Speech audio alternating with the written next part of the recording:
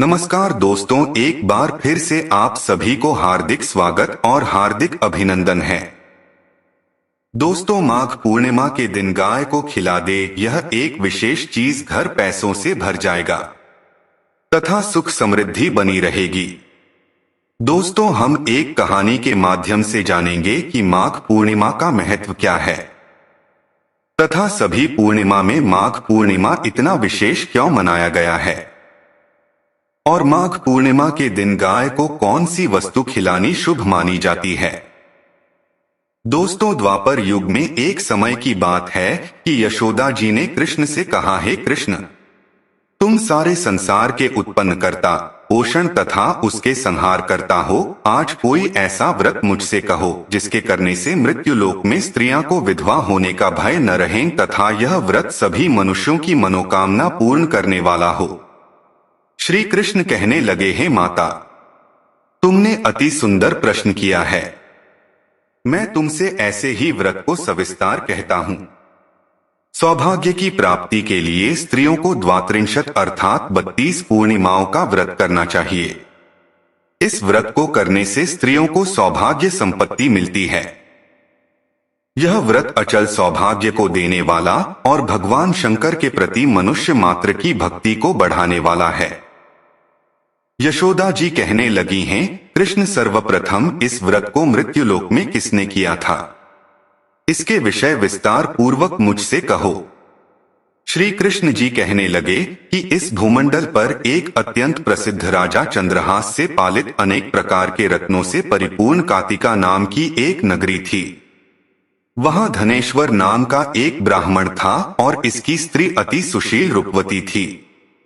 दोनों ही उस नगरी में बड़े प्रेम से साथ रहते थे। घर में धन धान्य आदि की कोई कमी नहीं थी। उनको एक बड़ा दुख था, उनके कोई संतान नहीं थी, जिस वजह से वह बहुत दुखी रहते थे। एक दिन एक बड़ा तपस्वी योगी उस नगरी में आया। वह योगी बाकी सभी घरों से भिक्षा मांगकर भोजन किया करता था, लेकिन उस ब्राह्मण के घर से भिक्षा नहीं मांगा करता था। एक दिन योगी गंगा किनारे भिक्षा मांगकर प्रेम पूर्वक खा रहा था कि धनेश्वर ने योगी को यह सब करते देख लिया। सब कार्य किसी प्रकार से देख लिया। अपनी भिक्षा अनादर से दुखी होकर धनेश्वर योगी से बोले, और सभी घरों से भिक्षा लेते हैं परंतु मेरे घर की भिक्षा कभी भी नहीं लेते, इसका कारण क्या है। योगी कहने लगा कि आपके धर्म हमें इस बात की आज्ञा नहीं देता है, क्योंकि अभी आप गृहस्थ जीवन में एक सुख से वंचित हैं। आपके घर संतान होने पर मैं आपके घर से भी भिक्षा स्वीकार कर लूंगा। उन्होंने कहा कि जिसे संतान नहीं है उसके घर से भिक्षा लेने से मेरे भी पतित हो जाने का भय है। धनेश्वर यह सब बात सुनकर बहुत दुखी हुआ और हाथ जोड़कर योगी के पैरों पर गिर पड़ा तथा दुखी मन से कहने लगा कि आप मुझे संतान प्राप्ति के उपाय बताएं। आप सर्वज्ञ हैं, मुझ पर अवश्य ही यह कृपा कीजिए। धन की मेरे घर में कोई कमी नहीं है, लेकिन मैं संतान न होने के कारण अत्यंत दुखी हूं। आप मेरे इस दुख का हरण कीजिए। यह सुनकर योगी कहने लगे, तुम चंडी की आराधना करो। घर पहुंचकर उन्होंने यह सारी बात अपनी पत्नी को बताई और खुद वन में चला गया। वन में पहुंचकर उसने चंडी की आराधना की और उपवास किया। चंडी ने 16 दिन उसको सपने में दर्शन दिए और कहा कि हे धनेश्वर, जा, तेरे पुत्र होगा, लेकिन उसकी आयु सिर्फ 16 वर्ष होगी। 16 वर्ष की आयु में ही उसकी मृत्यु हो जाएगी। अगर तुम दोनों स्त्री और पुरुष 32 पूर्णिमाओं को व्रत करोगे तो यह दीर्घायु हो जाएगा। जितनी तुम्हारा सामर्थ हो उतने आटे के दिए जलाकर शिवजी का पूजन करना, लेकिन पूर्णमासी 32 ही होनी चाहिए। सुबह होती ही तुम्हें इस स्थान के पास एक आम का पेड़ दिखाई देगा। उस पर चढ़कर एक फल तोड़कर अपने घर चले जाना। अपनी स्त्री का इस बारे में बताना। सुबह स्नान होने के बाद वह स्वच्छ होकर शंकर जी का ध्यान करके उस फल को खा ले। तब शंकर भगवान की कृपा से उसको गर्भ हो जाएगा। जब ब्राह्मण सुबह उठा तो उसे उस स्थान पर आम का पेड़ दिखाई दिया और वह उससे फल तोड़ने के चढ़ा, लेकिन वह पेड़ पर चढ़ नहीं पा रहा था। यह देखकर उसे बड़ी चिंता हुई। उसने भगवान गणेश की उपासना की और कहा, हे दयानिधे, अपने भक्तों के विघ्नों का नाश करके उनके मंगल कार्य को करने वाले, दुष्ट का नाश करने वाले, रिद्धि सिद्धि देने वाले, आप मुझे इतना बल दें कि मैं अपनी मनोकामना पूरी कर सकूं। इसके बाद वह पेड़ से फल तोड़कर अपनी पत्नी के पास पहुंचा।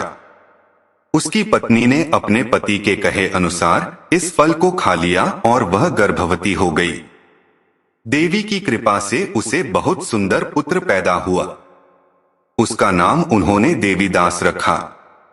माता पिता के हर्ष और शोक के साथ वह बाल बढ़ने लगा। भगवान की कृपा से बालक बहुत ही सुंदर था, सुशील और पढ़ाई लिखाई में भी बहुत ही निपुण था। दुर्गा जी के कथानुसार उसकी माता से 32 पूर्णमासी का व्रत रखा।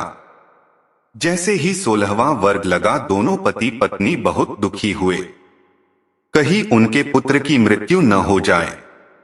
उन्होंने सोचा कि अगर उनके सामने यह सब हुआ तो वह कैसा देख पाएंगे। तभी उन्होंने देवीदास के मामा को बुलाया और 1 वर्ष के लिए देवीदास को काशी में पढ़ने के लिए भेज दिया। 1 वर्ष के बाद उसे वापस लेकर आ जाना। देवीदास अपने माता के साथ एक घोड़े पर सवार होकर चल दिया। उसके मामा को भी यह बात पता नहीं था। दोनों पति पत्नी से 32 पूर्णमासी का व्रत पूरा किया।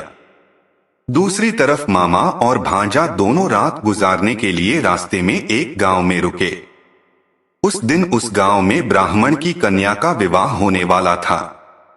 जिस धर्मशाली में वर और बारात के बाकी लोग रुके हुए थे, उसी धर्मशाला में देवीदास और उसका मामा ठहर गए। उधर कन्या को तेल आदि चढ़ने के बाद जब लग्न का समय आया तो वर की तबीयत खराब हो गई। वर के पिता ने अपने परिवार वालों से विचार विमर्श करके कहा कि यह देवीदास मेरे पुत्र जैसा ही है, मैं इसके साथ लगन करा दूं और बाद में बाकी सारे काम मेरे बेटे के साथ पूरे हो जाएंगे। ऐसे कहने के बाद वर के पिता देवीदास को मांगने के लिए उसके मामा के पास गए और उन्हें सारी बात बताई। मामा ने कहा कि कन्यादान में जो कुछ भी मिलेगा वो हमें दे दिया जाए। वर के पिता ने बात स्वीकार कर ली। इसके बाद देवीदास का विवाह कन्या के साथ संपन्न हो गया। इसके बाद वह अपनी पत्नी के साथ भोजन न कर सका और मन में विचार करने लगा कि न जाने यह किसकी पत्नी होगी। यह सोचकर उसकी आंखों में आंसू आ गए। तब वधू ने पूछा कि क्या बात है, आप उदास क्यों हैं? तब उसने सारी बातें पत्नी को बता दी। तब कन्या कहने लगी, यह ब्रह्मा विवाद के विपरीत है। आप ही मेरे पति हैं, मैं आपकी की पत्नी रहूंगी, किसी अन्य की कभी नहीं। तब देवीदास ने कहा, ऐसा मत करिए क्योंकि मेरी आयु बहुत कम है, मेरे बाद आपका क्या होगा। लेकिन उसकी पत्नी नहीं मानी और बोली, स्वामी आप भोजन कीजिए। दोनों रात में सोने के लिए चले गए। सुबह देवीदास ने पत्नी को 4 नगों से जड़ी एक अंगूठी दी और एक रुमाल दिया और बोला कि हे प्रिय, इसे लो और संकेत समझकर स्थिर चित हो जाओ। मेरे मरण और जीवन जानने के लिए एक पुष्प वाटिका बना लो, उसमें सुगंधी वाली एक नव मल्लिका लगा लो, उसको प्रतिदिन जल से सींचा करें और आनंद के साथ खेलो कूदो। जिस समय और जिस दिन मेरा प्राणांत होगा उस दिन यह फूल सूख जाएंगे। जब यह फिर से हरे हो जाएं तो जान लेना मैं जीवित हूं। यह समझाकर वह वहां से चला गया। इसके बाद जब वर और बाकी बाराती मंडप में आए तो कन्या ने उसे देखकर कहा कि ये मेरा पति नहीं है, मेरे पति वह है जिनके साथ रात में विवाद हुआ है, इसके साथ मेरा विवाह नहीं हुआ है। अगर यह वही है तो यह बताएं कि मैंने इसके क्या दिया है, साथ ही कन्यादान के समय को आभूषण मिले उन्हें दिखाएं। कन्या की ये सारी बातें सुनकर वह कहने लगा कि मैं यह सब नहीं जानता। इसके बाद सारी बारात भी अपमानित होकर लौट गई। भगवान कृष्ण बोले हैं माता, इस प्रकार देवीदास काशी चला गया। कुछ समय जब बीत गया तो एक सर्प उसको डसने के लिए वहां आया, लेकिन वह उसको काट नहीं पाया क्योंकि उसकी माता ने पहली ही 32 पूर्णिमा का व्रत कर लिए थे। इसके बाद खुद काल वहां पहुंचा। भगवान की कृपा से तभी वहां माता पार्वती और भगवान गणेश आ गए।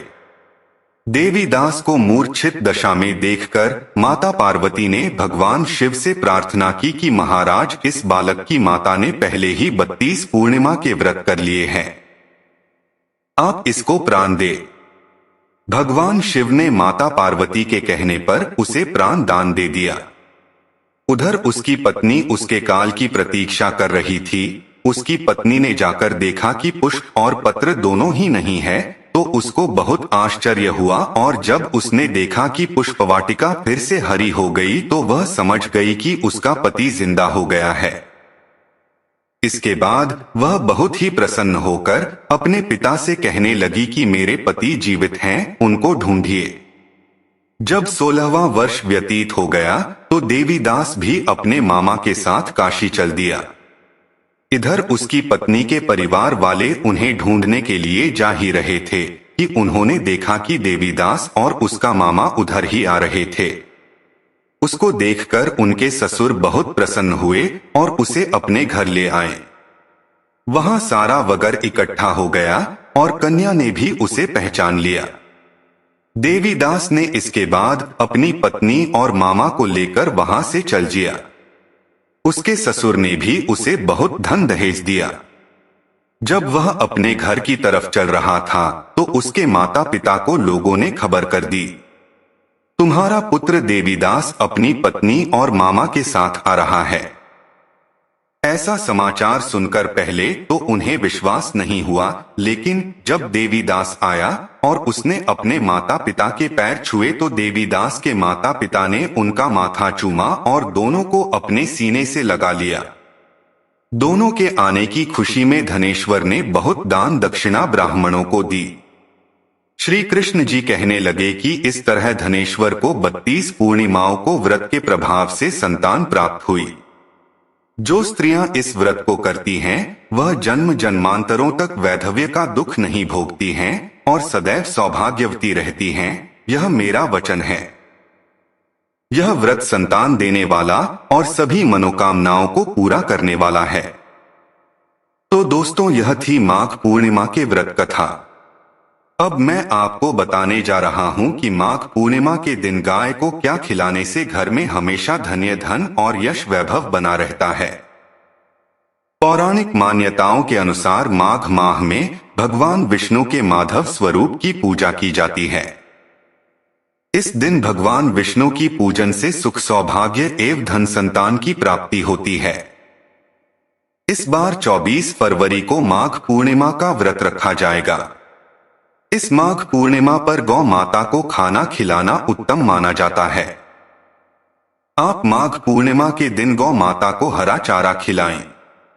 ऐसा करने से देवी देवता प्रसन्न होते हैं और कुंडली में स्थित बुध दोष से भी छुटकारा मिलता है। माघ पूर्णिमा के दिन विशेष रूप से गौ माता को हरा चारा खिलाएं। इसके साथ ही गौ माता को माघ पूर्णिमा के दिन गुड़ एवं रोटी खिलाएं। इससे दाम्पत्य जीवन में किसी प्रकार की कोई बाधा आ रही है तो उससे आपको छुटकारा मिलेगा एवं सुख समृद्धि की भी प्राप्ति होगी। खासकर दोस्तों, आप गौ माता को माघ पूर्णिमा के दिन तिल के बने लड्डू खिलाएं। इससे आपकी कुंडली में स्थित शनि दोष से छुटकारा मिलेगा। इसके साथ ही जीवन में चली रही समस्याएं भी दूर हो जाएगी। इसके साथ ही इस दिन गौ माता को चने खिलाएं। ऐसा करने से भगवान विष्णु की कृपा आप पर बनी रहेगी। साथ ही कुंडली में स्थित गुरु दोष से भी छुटकारा मिलता है।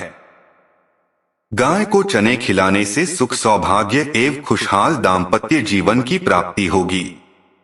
विवाह में आ रही बाधाएं भी दूर होगी। इसके साथ ही माघ पूर्णिमा के दिन गाय माता को घी से बनी चीजें खिलाएं।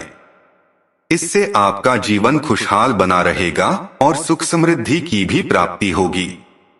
उम्मीद करता हूं आज की यह वीडियो आपको पसंद आया होगा।